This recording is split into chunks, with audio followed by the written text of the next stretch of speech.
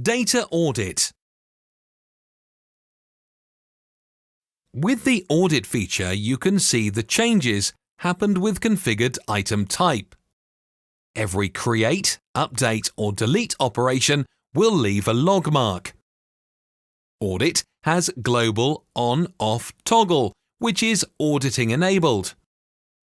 To audit the specific type, you have to configure audit for that type as well. For example, audit simple training item enabled equals true.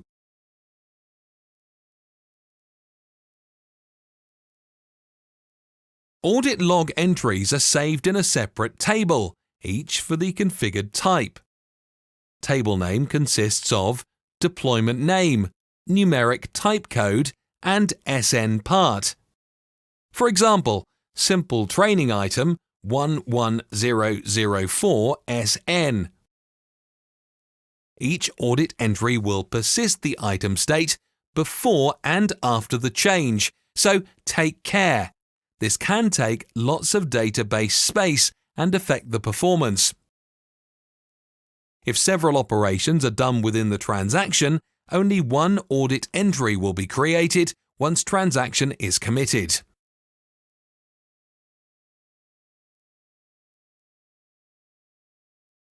Here you can see an example of getting the audit record and its content.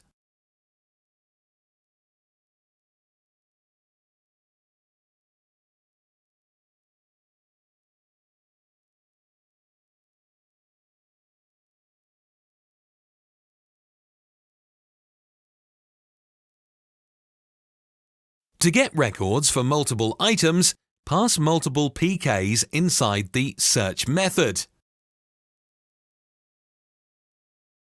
To get all audit records for the certain type, don't provide any PK.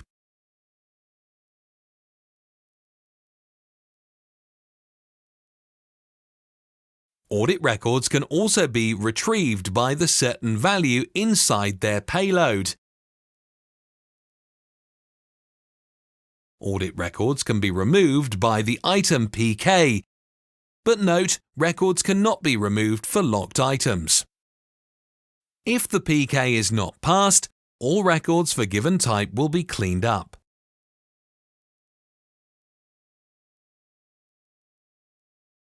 To decrease the amount of audit entries, conditions can be used. Here I've created additional audit configs and specified them in Conditional Audit Change Filter Spring Bean. Filter was appended to Audit Change Filters bean.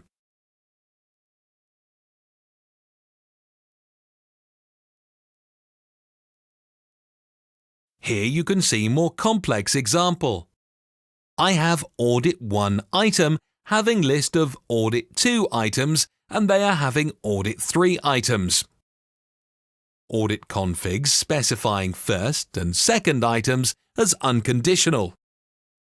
In the end, condition will work on Audit 1 item, but only Audit 3 items will be audited, because others are not conditional. They had to be specified as part of the chain leading to the needed item.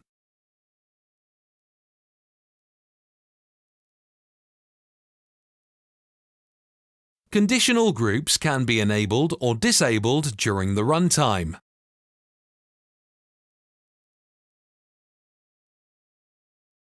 For complex condition, you can implement your own audit change filter with Ignore Audit method.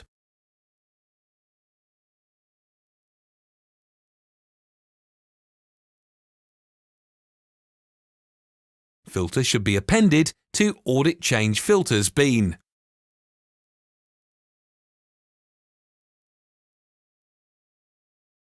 Let's wrap it up.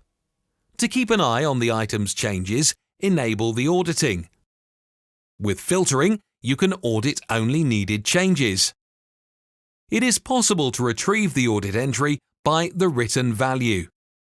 Audit entry persists both before and after states, so beware.